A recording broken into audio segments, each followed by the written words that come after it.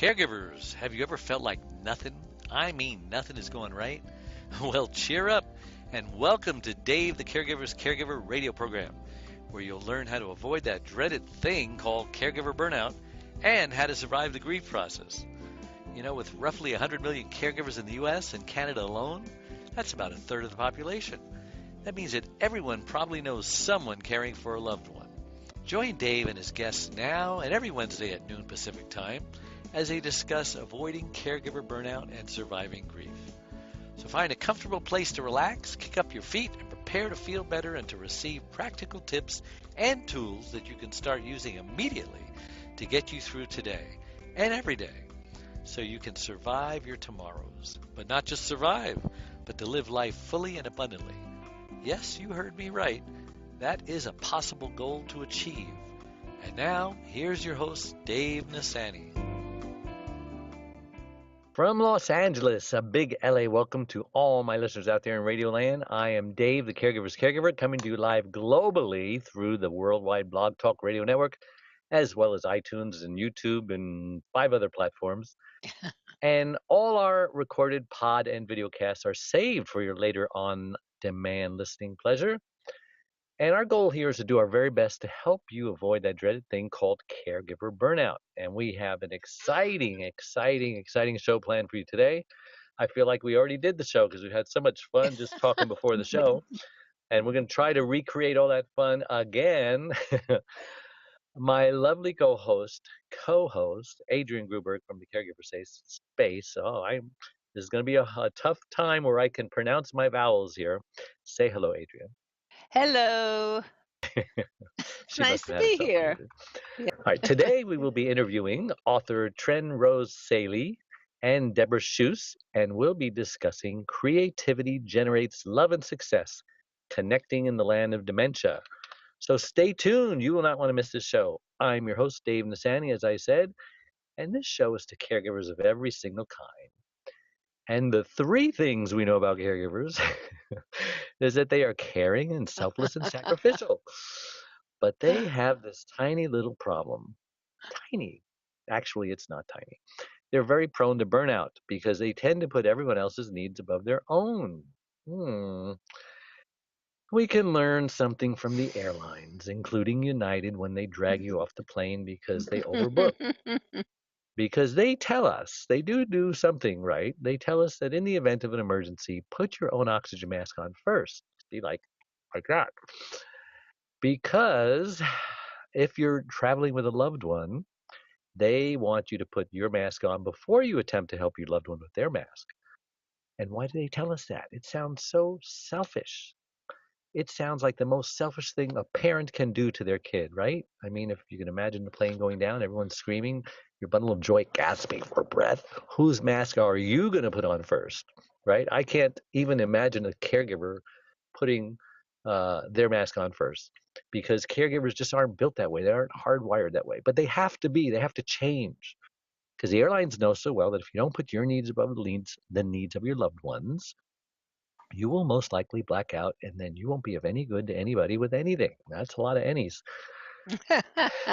Now, we also talk about grief and loss here and the devastating effects it can have on us. Anytime we suffer a loss, like a girlfriend, our freedom, our health, our home, our bankruptcy, or divorce, anything, it takes us into this thing called the grief process. And it could take days, weeks, months, years to get through it. And you may never get through it. But everyone is different. And unfortunately, we don't want you to be one of those ones who never get over it. Okay, we believe that you can get over it. The sooner the better. I know everyone is different, but there's only one way to get out of the grief process. You can't ignore it. You got to go through it. Okay, you can't deny it. Can't go around it. Can't go over it. Can't go under it. You got to go through it. And hopefully we can help you through your grief and your loss to get through it if you happen to feel like you're stuck somewhere. And I do want to take this time now to thank my last week's guest, author Lisa Hirsch, my mom, my hero, talking about Alzheimer's and the right to live or die. Adrienne, this is the third show in a row where we're talking about Alzheimer's. We don't plan it that Yes. way. I don't like to plan it No. that way, but it just kind of happened that way. Mm-hmm. And whenever we do Alzheimer's posts, it seems like we get very few responses. It almost makes you think, well, I guess there aren't many Alzheimer's caregivers out there. But I think it's just the opposite. Tons. But I think for whatever reason, they're just so overwhelmed that very few of them have the organization or the time to actually, come online and Respond. get support. So I think it's a good thing that we had 3 in a row, because I'm Mm-hmm. dealing with some Alzheimer's issues myself with my mother-in-law, but we'll talk about that later. Anyway, you can hear that interview and this one and all of our interviews right on our website, caregiverscaregiver.com or davethecaregivers.com. And there's so many other places to get it as well, YouTube, iTunes, and a lot of other places that you can see on our website if it's more convenient. And we're so excited that our long-awaited third book is in the process of finally being published. I just got the final draft of the book cover, and so you just need to decide you want A or B, and pre-purchasing will begin shortly. I know all of you who struggle when to say yes and when to say no to your loved ones. I struggle. You want to be the first ones to pre-order this copy. It's called It's My Life Too, When to Say Yes and When to Say No in Reclaiming Your Caregiver Sanity. It shows you how to put your needs first so that you can then meet your loved ones' needs. This is all we talk about here. And remember, it's your life too. So if you go down, you all go down. As they say in Tennessee, you all go down. All right, enough of that. Tryn and Deborah, welcome to the show, and thank you so much for agreeing to this interview today. I'm so excited to have you both on. So glad to be here. At a time, girls. Come on now, take turns. Just raise your hand if you want to talk. We both wore blue shirts. We had no idea. We live in completely different parts of the country. I just want to say that. We were proud blue sisters and delightful. Glad to be here. This is navy blue, and we are on the Blue Jeans app, and I'm sure right. Adrienne has blue eyes or something. No, I have blue jeans. Jeans, all right. Elton John would be proud. He should. Well, I always like to say, girls, take a minute or two and introduce yourself separately. Don't talk at the same time. I like to ask my guests just who is Tryn and Deborah and why was she put on this planet? Deborah, you go first. All right. Well, I'm speaking to you from Kansas City, Missouri as a former family care partner. My mother had dementia, and she was the person who got me started on this journey. I was so appreciating what you were saying, Dave, at the beginning about going through the grief process and learning how to take care of yourself. And I certainly did that when I was with my mom on her journey. Once I got through my grief process, I decided I was going to make the most of this and look for the gifts and blessings in the journey. And that was the subject of my first book I wrote, which is Love in the Land of Dementia, Finding Hope in the Caregiver's Journey. And then I got to experience dementia with my partner, Ron's 2 parents. So that kept me really interested in this subject of, as you said, taking care of yourself, but also how do you stay connected in a meaningful way with the person through their dementia journey? And that inspired my second book, which is Connecting in the Land of Dementia, Creative Activities to Explore Together.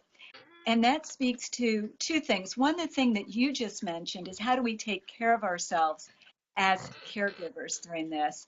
And all the activities in there gathered from 70 experts across the globe are designed to do together. So you're renewing your soul and your spirit as caregivers while you're connecting with the person who's living with dementia.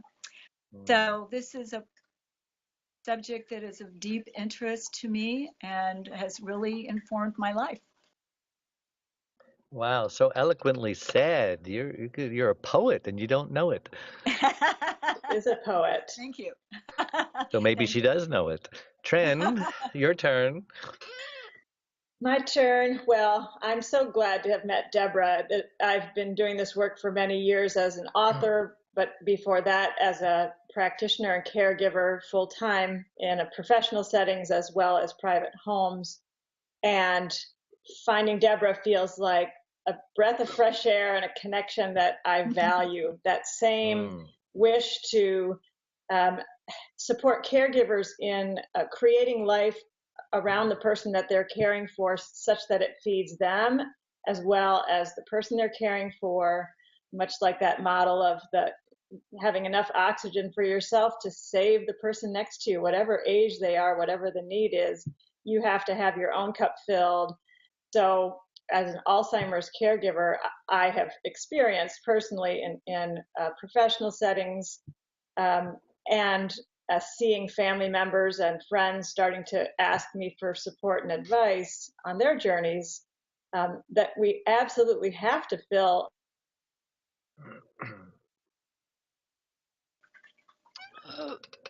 Oh, everything froze up. It must be on. How could they both freeze? Oh, we lost. Oh, Deborah's not frozen. I'm here. Oh, I'm so it was thawed. Tryn who froze. All right. Well, we heard enough of her. We'll just move on. Okay. So let me ask some questions. Deborah, why is it so important to be connected as a caregiver or a person living with dementia? What's so essential about that connection? Well, when you're caring for someone you love, it's natural that you're going to want to have a relationship with them no matter what they're going through. And as you just mentioned, you said you were going through things with your mother-in-law. A person changes. And so you want to travel to where they are so you can keep your connection even though your relationship changes.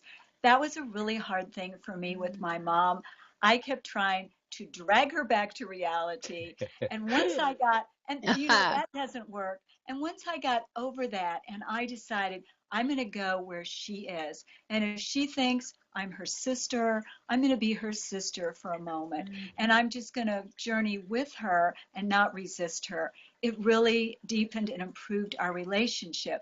For me, one of the very exciting things, and one of the reasons I got interested in writing Connecting in the Land of Dementia, is learning about the role that creativity and imagination continue to play, even when the rational brain isn't functioning as well.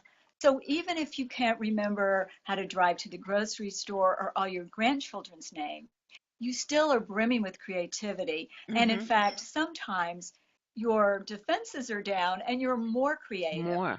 So the arts, as Tryn will tell us, music, drawing, gardening, cooking, all these creative things that oftentimes people don't have time for in their busy everyday lives are ways to stay connected with people who are living with dementia. And I want to just say one fun thing about Tryn. I found her on the internet when I was searching for experts for my book.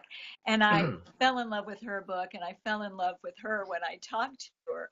But I constantly am using ideas that she shared with me. And one of them, just today, I had a phone call with a friend of mine who's living with dementia. She's far away. And she didn't quite know who I was when I called. So I used some of Tryn's ideas about affirming someone and reminding them of what they've accomplished. And, I said, you are a musician and you are a writer and you are an amazing teacher. And it was so wonderful to feel her expanding with that. Yeah, almost like hearing it for the first time. Oh, really? Well, yes. Yeah. And, as you said earlier when we were talking, Dave, people really don't get that much praise and affirmation. And so when you're living with dementia or when you're a caregiver, it's a precious thing. You want to hear that you matter in the world. And sometimes we have to give it to ourselves, and that's okay. Pat yourself on the back. You did a good job. I have a pastor at church, and every time he says a great line, he says, "Great preaching, Pastor Jared," and he high fives himself. And he does it. He's not going to wait for someone to do it. He knows it was good. He's going to give it to himself. Yeah. And caregivers should do that. Don't you agree, Tryn? They absolutely should. I concur with everything Deborah said. It's absolutely true. We deserve affirmation. Back. All of us, thanks. We all deserve that affirmation, and especially when we can't remember, we're reminded, then it fills the cup of everybody around them. it can be so easy to simply focus on, well, they forgot this again, or they didn't think that, or they did remember this wrong. That's a waste of air space to talk like that about the person that you love, that you value, that has been a productive member of society and enjoyed their life and did a lot for other people. When they're in the state where they can't do that anymore, it's now the friends and family and associate job to bring a person's life back to them and feature them and remind them of who they are. Yeah. Well, as you know, I'm the caregiver's caregiver. I've been doing this for 21 years. I should be the expert. I should know what I'm doing. I dealt with my mother and her dementia, pretty successfully, and she passed on. And now I'm dealing with my mother-in-law who has dementia, and I'm not doing very well because it's totally different. You would think all dementia is the same. It is totally, totally different. And I know what I'm supposed to do, and I can't do it because she's not in a good place. She's living alone because she fired her she didn't fire her caregiver. Her caregiver quit because, when you call the police on your caregiver, the one you're supposed to be trusting, accusing them of stealing, after a while, the caregiver says, even great devoted caregivers, they just can't emotionally continue with someone who's just been abusive like that. So now she's all alone. She has a caregiver come in maybe 2 or 3 hours a day, which isn't enough. That means 21 hours a day she's alone. And, she was cooking the other day, which she shouldn't be cooking. We tell her don't cook. And someone answered the door because she answered an ad about getting a security system because, everybody breaks into her house every single day stealing all her stuff. Sure. So she needs a security system. And so they're talking at the door. The food's still on the fire. And all of a sudden smoke's coming out of the kitchen. And he says, "Are you cooking something?" She goes, "No." Oh, God. But there's smoke coming out of the kitchen. And intelligently enough, he says, "Let's go in the kitchen and see." Let's do something. And he turned off the fire. And so, he didn't even want to sell her a security system because he says, this woman she's like in La La Land. And yet she can have a 2, 3, 4, 5 hour conversation with you and be totally rational. You'd never think there was a thing wrong with this woman. And this morning, I don't want to say too much because the show's about you, but this is a great question that I know others might have. She opened the garage door at midnight and left it open all night long and refuses to believe that she did it. Somebody else must have done it. And I told her, well, we have video cameras. You're the only one in the house. So it's hard for me because the advice is don't be confrontational, don't be argumentative, just agree, make her comfortable and this, that. But she's in a bad place and we got to get her out of this place. She doesn't want to leave. She needs to be in a facility. Yeah. So it's hard to be all of those wonderful supportive things. It's easy if she was in a facility because now we know she's safe. Yes, so I'm in this limbo land. How do we get her out of here and in where she belongs? And we may have to do it with her kicking and screaming. So let's go there for a moment. Hopefully you don't have either to one kick of you. Don't kick and scream, okay? It will make it so much better. She'd be the one kicking and screaming. I'm just reminding you, Dave, don't be the one who's doing the kicking and screaming. Because that makes all the difference. I mean, the simple advice to just have her transition from her home to a new place, one is to keep her out of the whole scene while it's happening. And secondly, set up let's take this one step at a time. How do we do that? I would think that just literally prepare. Go ahead, Adrienne. You got an idea? I mean, to me, I know with my Aunt Sylvia, they got her room ready. They brought the things in that were important for her to have there. You've said it. Yeah. Things that she would never, really notice were missing, and then she would be brought into a place that sort of felt like home because there were some of her important things there, and they literally did have to sneak her in, like saying they were taking her out to lunch. But once she got there and she saw the view from the room and all the wonderful things that the kids had done, it was more pleasant. That's going to be a rough day because she, like I said, I don't know what kind of dementia she has, but she's like a normal person who has these lapses in memory because there's a hole in her memory, and she might not be. I was looking at the stages. Like moderate to decline. Uh, I forgot the different stages. Well, what are they, Deborah? Well, I was going to say one of the things we did with Ron's mom, who didn't want to leave her home, is we had help from other people. And I think that's so important as caregivers to remember you do not have to do this yourself. And sometimes your family members do not want to listen to you, but sometimes they will listen to somebody else. So we got our Alzheimer's Association involved. We had a friend. Like an intervention. Right. So, and also we had somebody from the facility where we were hoping to move her come over to meet her so she'd have a familiar face when she was there. Mm-hmm. So I think we got transformed when we stopped trying to make it happen ourselves, because we felt very unsuccessful, like you were describing, Dave. We've been through this with my mom, just like each of us. We're all different. And the more you can, we got enormous help from the Alzheimer's Association, just understanding the, quote, normality of the situation. And I love what you guys said about preparing the room. We did the same thing, and it really helped. It did help. I have one question.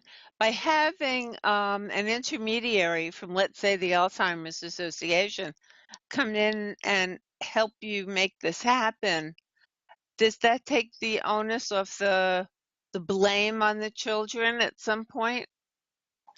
Well, or I think it certainly can.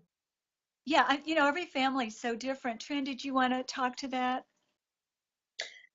It certainly can. And the idea being, as Adrienne said, if you prepare the space ahead of time, she's landing in a spot that feels familiar. So Dave, what I was starting to say about keeping her out of the fray is to have her going out of the home. Hey, it's the sister or a friend or one of those nice neighbors that you had mentioned before that can just take her out for lunch, and she's going out. She's having a great time as best she can. I'm not sure how her experience is of just being out with a friend, but the new landing spot is her new spot, and it's already set up with her favorite blanket, her favorite painting, and her favorite items that make it feel very much like home. My husband's mother-in-law, we were very concerned about her transition into this kind of situation, and it went better than we were so surprised. She had to go into the hospital for a reason, and then the new home was ready, and she just literally went in, and it was acclimated immediately. There was no struggle. It happened to be that foil was a real need, but it was a perfect transition. So you don't want your mother-in-law to be there while people are moving stuff around, keep her out of that complicated part. But when she lands in the new spot, it's beautiful. As Adrienne said, it's already set up. Wow, this feels great. This feels like a resort. This is my new place. Wow. It can be that flow. Yeah, but the problem is she's in denial about dementia or Alzheimer's. She thinks she's perfectly fine. She thinks her memory's perfectly fine. She's made up these delusions in her head to explain why the video says that the garage door opened and she didn't do it, and she's always got an excuse. Yeah. Conspiracy theories. Are these people that you're describing, did they know they had dementia? My mother knew she had it. She accepted it.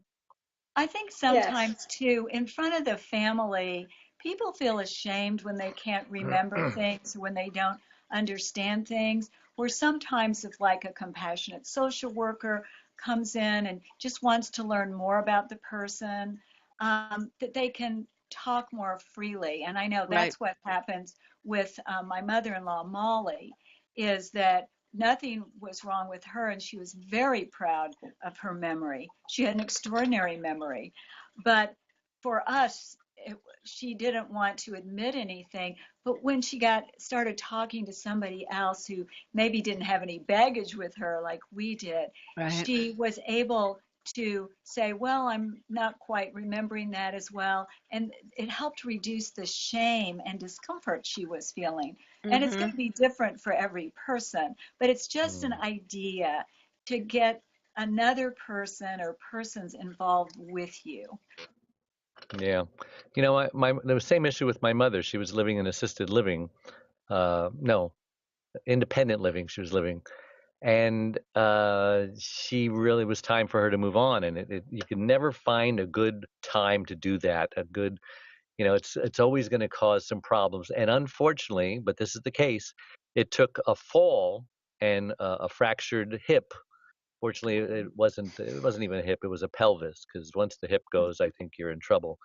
And so she went to the hospital, and then she never made it back to her place. That's the easiest way to do it, because now there's a reason to leave the house. Okay, I fractured my pelvis. I've got to go to the hospital. That I'm almost praying that something happens, not too serious, but that we can use that as a reason or an excuse. Because, I mean, she almost burned the house down. She goes out a lot following the dog without her walker. She could very easily fall.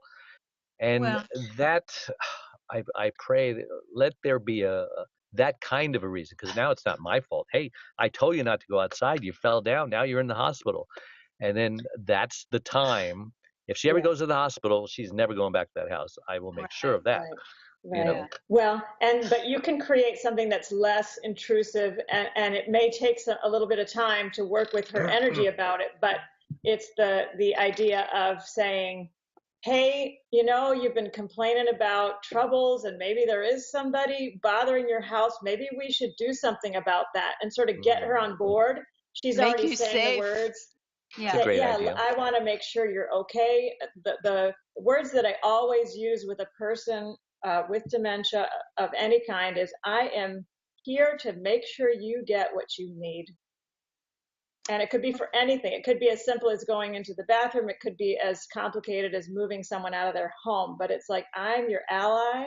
I'm going to make sure nobody's breaking into your house at night. I'm going to make sure nobody's cooking weird stuff in your kitchen. Boy, that is annoying. So that's a great idea. I love that. Together. Let's be partners in this. You are her partner. You're her ally. So whatever the steps are that need to create a new space for her, it's that you're with her. Boy, that's hard stuff happening to you. We're going to work on this together. I'm going to need to get more involved. See, I'm just the son-in-law. Her son is in charge. He's got the legal authority, but he's in Minnesota. He comes out when he can. And her niece is closest, just maybe 5 or 10 minutes away. But she is got some problems with her ankle healing. And her parents are in terrible condition. So she's already a caregiver. Her plate's already full. It's like, well, her parents have to come first, and then her aunt. But there's just not much time for her to do the things. She usually goes to the doctors with her. But it's really, really tough. It's so common for caregivers. Their plates are like overflowing. Is Charlene involved in this at all? Is your mother-in-law? Well, Charlene is nonverbal, and, she doesn't like to travel to her mother's very much, because it's not a pleasant experience. She has to just listen to her mother go on and on and on and repeating stories 4 or 5 times. Right. She just called her for her birthday and spoke for her for like over an hour. And then yesterday, 4 days later, she wanted her phone number because I was at work. And she spoke to her another 2 hours, wishing her a happy birthday, telling her the same stories about how she was breached, with her, just the same stories. So, takes a lot of patience. Yeah. And even Charlene, who's handicapped herself, it takes her a lot of patience to tolerate her mother. But you've got the dream you can only team do so much. She's in a wheelchair, Got the dream team. Give her our number. We'll talk with her. We'll take shifts, and we'll be supportive, and fly us out. We'll take care of it. We'll take care of it. How sweet of you. We're here for you, and I'm sorry that it's hard for everybody, and we can get it done. We can get it done. Well, let's take a break, and we'll talk about some other things when we get back. So don't go away. One Arm, One Leg, 100 Words, Overcoming Unbelievable Hardships, is about Charlene, a stroke survivor. Back in 1996, Charlene was a healthy, normal, very active 52-year-old woman whose amazing talents resemble that of both a Martha Stewart and a Wonder Woman. But all that changed when she suffered a massive stroke that left her severely speech impaired and paralyzed on the right side. Who am I? My name is David. I've had the privilege of being Charlene's husband since 1975. We had a wonderful fairy tale storybook-like courtship that culminated in our marriage a year later. Charlene had just come out of a marriage where after 10 years, she received 2 black eyes and a broken nose by her former husband when he came home high on speed. Charlene believed in no second chances of any kind for abuse, so she left. Finding herself all alone in the world with her 5 and 10-year-old daughters Cynthia Lorraine and Deborah Lynn, she started raising them by herself for the next 2 years. Then fate brought us all together. After falling in love with Charlene, Cindy, and Debbie, our love then produced Rebecca Elizabeth. We had a wonderful, normal life for the next 20 years. But today, things are very different for everyone. 1 arm, 1 leg, 100 words, overcoming unbelievable hardships is the amazing story of a woman's fight to survive all that life had thrown her way. Everyone who knows Charlene is thoroughly amazed at how she lives day by day, month by month, year by year, and with a smile on her face and hope in her heart that everything is going to be okay. Her faith in God is her foundation in this hope, that everything happens for a reason, and what doesn't kill her will make her stronger. She inspires everyone who meets her. Her accomplishments since her stroke are very impressive, often making us normal people look like whiners and complainers. So pick up your copy of 1 Arm, 1 Leg, 100 Words, Overcoming Unbelievable Hardships today. You won't be disappointed. Just hear what best-selling author Lynn Barrington has to say about it. If you think you have it bad, read this book. This is a beautiful, genuine story told from the heart. It's inspiring and easy to read. When you finish this book, you'll be able to look at your concerns in a new light. How about the reaction of 9-time Grammy and Dove Award recipient, the godfather of contemporary gospel Christian music, Andre Crouch? Charlene just won't let the promises of God go, and she has not let her circumstances get in the way of her faith. She's not just a survivor, she's more than a conqueror, as the Bible states. You'll be encouraged by her testimony, regardless of what you're going through. Available everywhere, but if you purchase your copy directly from the author's website, 1arm1leg100words.com, Charlene and David will personally autograph your copy. Enjoy. And we're back with Adrienne Gruberg, Deborah Shouse, and Tryn Rose. And girls, I want to talk to you about your book. You are both connected to a book, yes? Well, that's right. So let's talk about that. That's how I met Tryn. I was doing research for my book, Connecting in the Land of Dementia, Creative Activities to Explore Together. And this is where I was searching for people who believed in the humanity of those who are living with dementia and had a positive outlook and were creative in their approach. And I found Tryn, and she is a part of the book and has been a part of many blogs and articles I've written since. And so for me, the experience of getting to talk to Tryn and other people in this field of creativity and dementia really widened my outlook on how much is possible when you're living with this disease. And so from stories of painting to stories of how people created an ocean setting in their backyard, even though they were miles away from the seashore, they had the feel of the seashore, so you could feel nature and feel connected to your favorite places, to the power of music. All of these, to me, are really important ways to stay connected. I wanted to go back to one of the things we were talking about earlier, which is, how do you communicate and how do you support somebody when they're going through memory loss and the emotions that follow that with that for some people.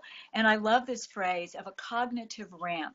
That was something that Dr. Cameron Camp and Dr. Alan Power have both used. And it's the idea of you wouldn't take a person who is in a wheelchair and try to make them climb up a flight of stairs.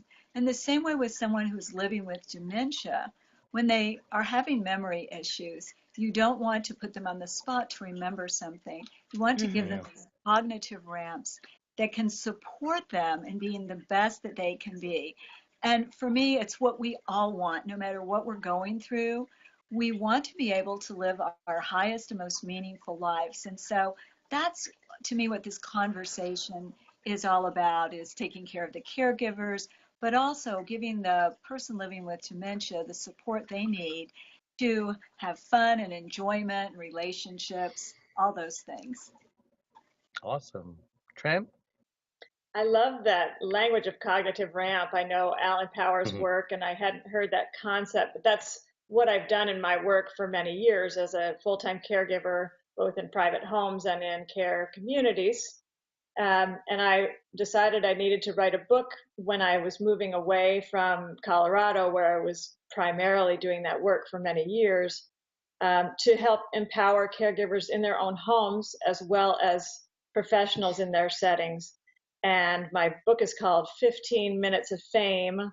One photo does wonders to bring you both back to solid ground. It's cognitive ramps, right? It's music and storytelling and photos that bring a person's life back to them, remind them of their careers, the things they're proud of, the hobbies they've done. These are all things that sometimes a caregiver will pack it all away and say, well, they don't know anymore, they don't remember. And the point I've been trying to bring to the world is, bring it back out, put out that guitar, put out those things that they publish, put out those quilts, and show them what they have done and who they are. Not only is it valuable to the person who may not just remember with dementia, but it's powerful for the caregiver who is not just getting stuck in common, boring, everyday things and saying, you were some lawyer in your day. You made this quilt for me when I was 10, and it's beautiful, and look at all these stitches, and look at and feel it, and really have a tactile sense of the joy of what that person truly is. We all can have layers that get in the way of our common everyday experiences. If I had the flu, I couldn't do my work. You know how that feels when you just want to be lying down, and instead you're supposed to be running the show. It can't be done. So I kind of use that example as a person with dementia may feel like they're walking through mud and they can't process anymore. So it's my job to walk up to them and say, hey, you designed bathing suits in your career. And and this was a real person that I knew. That's what she did. And she was like, wow, that's who I really am. Thank you for remembering. Then there's a real authentic connection that I've made with that person. And then she trusts me, and we can then do what we need to do. Hey, we're having a great breakfast out in the hall. You're welcome to come. It's actually planned for you. You've got a seat and everything. Engage them back into real life instead of getting stuck in a corner. And in my career, way before I did this as a professional job, I was singing in retirement homes and would go in and see everybody lined up quietly, asleep, not interested, not engaged. By the end of 45 minutes of music, they're awake, they're connecting, they're singing, they're shouting out requests. It's a totally different room. And that's been very precious to me to see that. And I value that, bringing a person's life back to them, bringing their music, bringing the photos of great opportunities in their lives, and bringing the stories of their lives. I want to ask a quick question. What is it about music? Because it really seems to be one thing that touches a lot of people with Alzheimer's and dementia. What is it about music that makes that connection? Well, think of yourself, Adrienne, when you were a kid and there's a song comes on the radio, or there's equipment. I know I'm way behind technologically. There's way more available for people, iPods and things, where you just, bing, you hear that song and you feel like you're 11 years old again, and you remember your best friend, and you remember where you were, and you remember that the walk down the street. You remember the lyrics. When I was 5 years old in California, it was I remember when rock was young. So when I hear that song, I am 5 years old, running down the path with my friend. I'm there. So yeah, when a person has dementia and there's layers in the way of them just being able to process things, it just cuts through all that. It cuts does. through. Just they remember the best thing that ever happened, and it's their song and it's their memory, and they just are transported back to that moment, and it's a really good moment. So that's music. I mean, I can say more, but that's the first thing to say. Okay. I'd love to mention. Oh, I wanted to mention the Music and Memory program that Dan Cohen put together, and this is a national program that you can just go to their website and learn about. It's what Tryn just so beautifully described. You take a song that's a favorite song, and you fill an iPod shuffle with a series of these playlist songs. And then for people who have trouble concentrating, you put on headphones and they listen to their songs. And this can be something really wonderful for somebody who's feeling anxious or confused. They can listen by themselves, give the caregiver a break. They can listen with the caregiver. And there's a beautiful movie called Alive Inside that documents this program. It's very inspiring. And I always love to recommend that we all put together our playlist, because I got to talk to Dan about a year ago, and he said every encounter, you're going to the grocery store, you're waiting in the doctor's office, you're going to the hospital, it's better when you have your music there to help you feel better. Yep. I wanted to ask about that's a great movie. Yeah. How do you manage expectations around participation in creative endeavors? Explain that. Well, I'll start with that. I think you are in the flow when you put together a creative endeavor. So to me, the goal is to issue the invitation, let's draw a picture together, or let's cook something together with the ingredients here, and set it out, no stress, no time limit, and just enjoy what happens. And try to use that as a catalyst for conversation, ask open-ended questions that have no right or wrong answer, so that you can just flow with the conversation and just connect through whatever that activity is. Tryn, what do you think about that? Yeah. Asking the wrong questions is bad. Go down dead-end streets. Right, exactly. I love the example you used about cooking, Deborah, and setting it up. There was a woman in Pennsylvania who was caring for her mom, and she would put out all the vegetables that had come out of the garden, and then she learned to put on the cooking show on the TV while the daughter was making the meal. She would hand her mother some things to do, but the mother literally thought that she had prepared the meal by the end. She said, well, I made this wonderful meal, didn't I? Her daughter was like, yeah, you did. So you're not expecting to make sure she did it all, but you want her to feel as if she did and participate in the way that she can. I do an art class with people with dementia, and it's not about did they finish the project, or did they sing every song, or did they tell a story. Well, I'm going to sing a song, I'm going to tell a story, and I'm going to provide some art for them to engage with. And I have nursing psych students who volunteer for the class, and they're really learning about how to be human, how to be really connecting rather than I'm just going to take your blood pressure now. Like, be a friend, can make it an authentic connection. And I say to them, this is a 3-part class. It's music, stories, and art. And if you don't even make art, but you find that they're telling you their life story because of the way we've engaged them, that's success. Enjoy the conversation. Let them tell the story. So you're not saying, did you come out with the perfect piece of art by the end and we sign off? No, it's about, did they enjoy the experience and participate the way they can? Mm-hmm. So how do you set up those things in your communities that advocate, for creativity and connection, which is a great idea? I do an art and music session at an adult day program, which is a great thing for people to realize that can happen, where a person will go out for the day to a center and spend time there while you are still working or caring for your family, or simply having a break for yourself in your full-time caregiving. Take a person to an adult day center. This one that I work at is just wonderful, full of engagement and music and fun. So I've been doing that class there for many years now. And as I describe the class, we're singing, we're telling stories, we're engaged, we're talking about picnic, we're talking about 4th of July, we're talking about anything that reminds people of their lives. And it's a terrific time for everybody involved, including these nursing students who are getting that there are people first, they're a person before the disease, and to remember that and call out the strengths.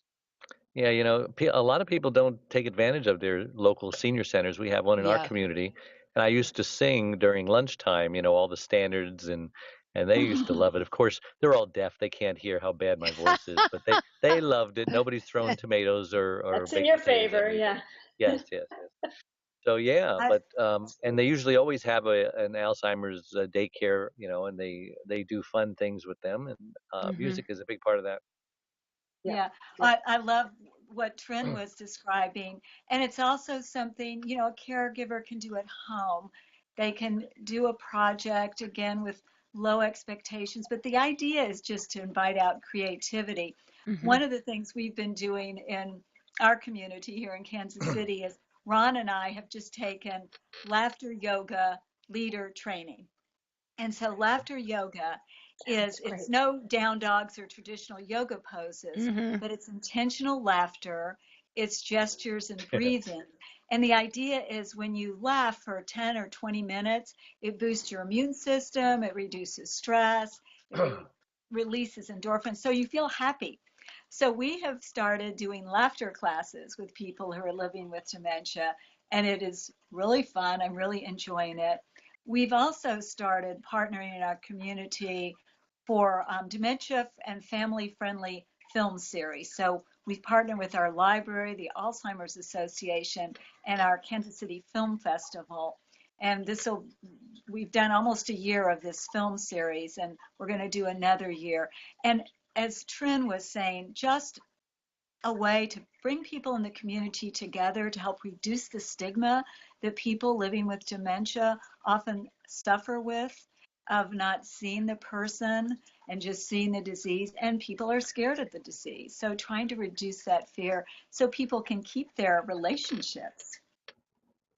So how do you make people spontaneously laugh? I'm interested in that. You just tell a joke, Well, or you tickle them. Try, yeah, whatever it takes. This program was started by MD Dr. Madan Kataria in Mumbai, India, about 13 years ago. And he started it because his life was too serious. And he started just the way you described. He gathered some people and they told jokes every morning in a park. And that lasted for 1 week because the jokes ran out. And he extended the demands of laughter. And so he realized that if we could make ourselves laugh, our body would have all the benefits of spontaneous laughter. So when I interviewed him, I Skyped with him from Mumbai. And the first thing he said to me is, Deborah, do you know the ha ha chorus? I said, no, Dr. Kataria, I don't. And he goes, ha ha ha ha ha ha. Ha, now we do. Ha ha ha ha ha. So that's a really simple way to make yourself laugh, is just do the ha ha chorus with any tune.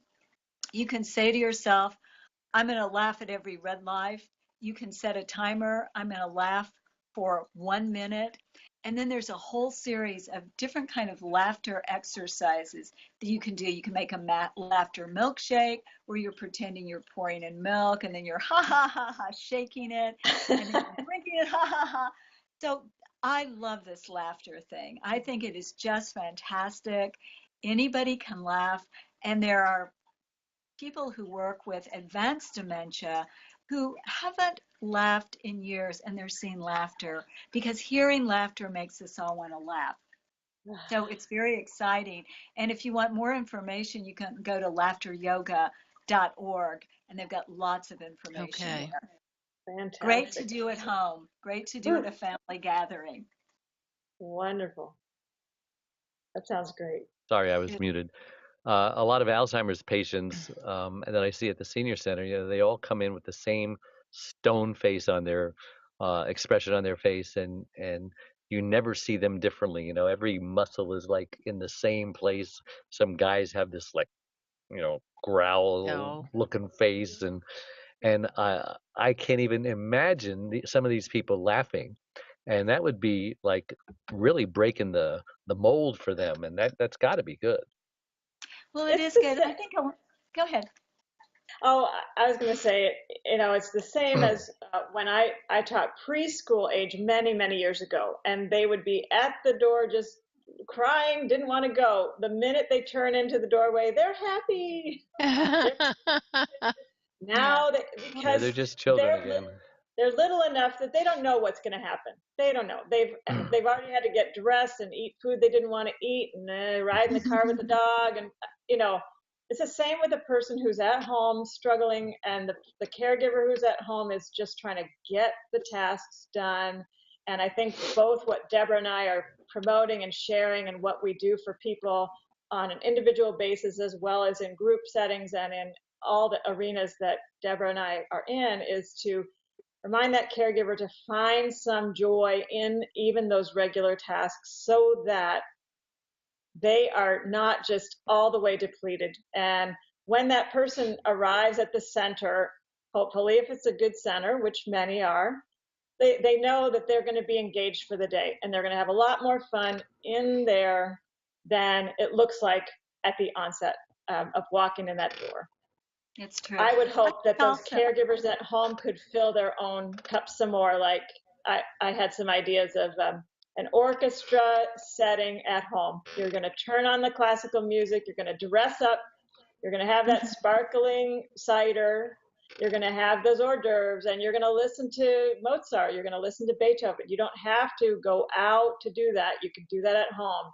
You can create a cafe situation at your table, and you're going to have Mexican, you're going to have Italian, you're going to have some fun in these regular daily tasks, instead of just feeling like I can't go out, she can't go out, we just have to stay home and it's going to be terribly sad. Let's have some fun with it. Travel from your armchair, have some exciting adventure from going to these beautiful places online. The computer is an amazing thing these days. You can really go to Brazil. You can go to Ireland. You really feel as if you've been there, if you are willing to create a little more attention around what you're doing at home. Just go, have some more fun. Well, I can't believe how fast this time has gone. Do you guys have any last tips you'd like to share about how to be a creative caregiver before we sign off? I'll share a final thought, and that is just, as Tryn was saying, to just have fun with it. You can't fail. It's a benefit to you as the caregiver. It's a benefit to the person living with dementia. And to just think about, how do you want to be treated in your life? And to treat your beloved person that way, trying to allow them to have the most meaning, the deepest relationships, fun learning that you can all have together. Yeah, that's so true. That's why it's so important to get them in a safe place, so that you can not worry about safety and things like that. Safety is paramount. You are so right. Paramount. Yes. So stay in touch with Deborah and I both online. We have lots of ideas and ways to share that. I have Deborah's book right here. Deborah, do you have your book? You wanted to flash it? I'd love to flash. Let's flash it. No flashing on this show. It's backwards. I know, it's backwards. And it is. No, it looks good. I can see it. No, it looks good. It's an amazing resource for caregivers, for friends who don't know how to talk to their friends. who are living with dementia, for professional caregivers, and Tryn's book is the same way. It is also an amazing resource. Here's my little showing of the cover of my book, 15 Minutes of Fame. And I'm so glad to have found Deborah. I'm so glad to have met Dave online. And it's wonderful to keep sharing what we know through our social media and in person. I know we're both able to connect by email and by phone. So yes, please stay in touch with us and we'll stay in touch with you. Why do you call it 15 Minutes of Fame? Curious. 15 Minutes of Fame. You know, I had a few different titles working, and I was sitting at a mall with lots of people going by of all sorts, all ages, all types. And I thought, you know, everybody wants 15 minutes of fame in their lives. And what that means to me is being recognized for who you truly are. And so I felt it was important to put that in, to create in the caregiver's mind. If you create 15 minutes a day for the person you love, if it's to play their music, if it's to read them a story about their life, if it's to show them a photo of their adventures, think about it as a short, easy thing to do. And if you then you add 15 minutes another day and you end up doing it for 5 hours a day, whatever's happening in your home, you want to be filling your own cup with stories and photos and enjoyment for both of you. So you become the hero to your caree. Yes. And they become the hero too. I wanted to share one other thing. I have a blog I write every week called dementiajourney.org, where I feature creative people such as Tryn and share ideas that for all kinds of care partners. I'd love to share that with any of your watchers who feel the need. Thank you. Well, you know, you guys have inspired me. You know, I go up there to my mother-in-law's house, 2 hours and 15-minute drive, one direction. And, you know, I don't like to drive because, you know, it hurts my back and stuff like that. But I go up when I can, which might be, you know, once a month, once every 2 months, because, you know, I've got my hands full down here with everything. But you've inspired me to make a commitment to try to get up there once a week, because things are getting bad, and I think they're going to need me to make this happen. Otherwise, we're just going to keep talking about it, and a year from now, we're going to still be talking about it, and God forbid the house should burn down, and we were just talking about it. So thank you. I love your commitment to keeping her safe.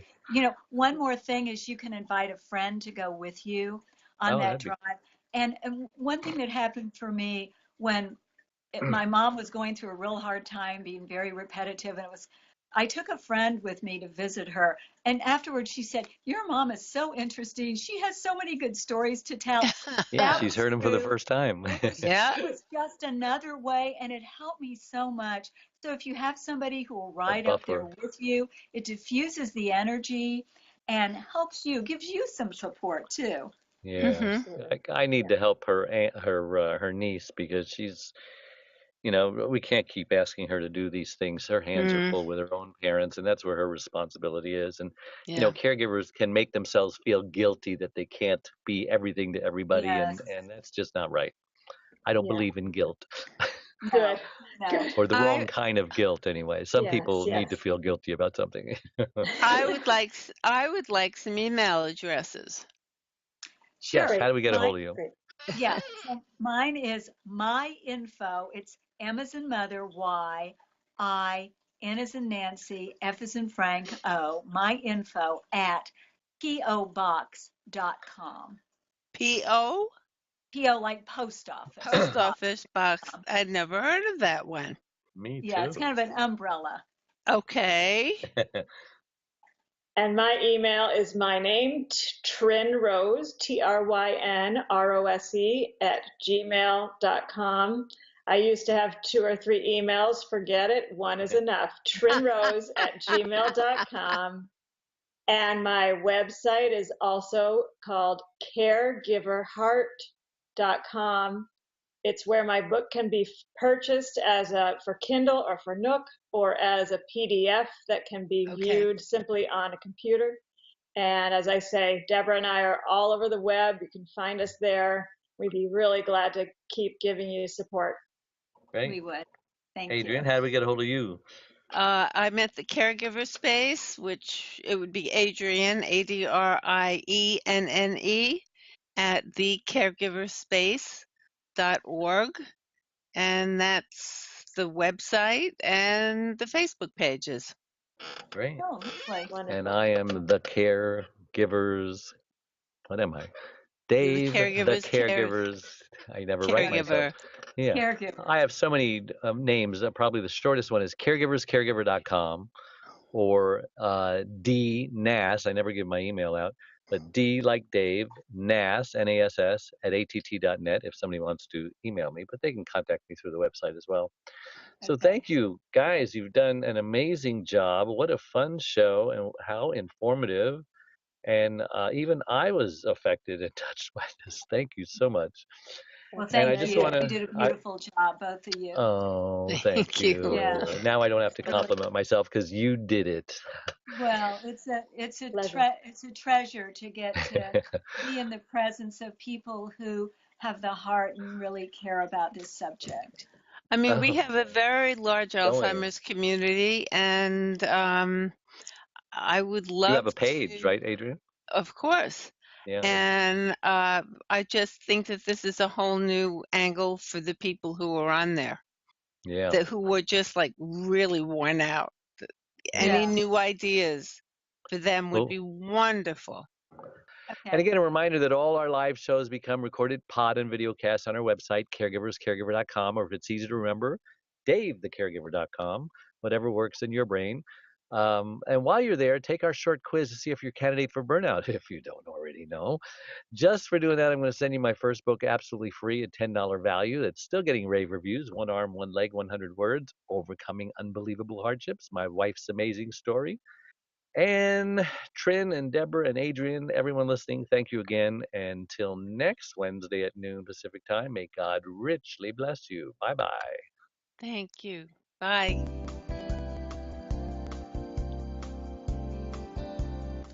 Thank you for joining Dave, the Caregiver's Caregiver radio show.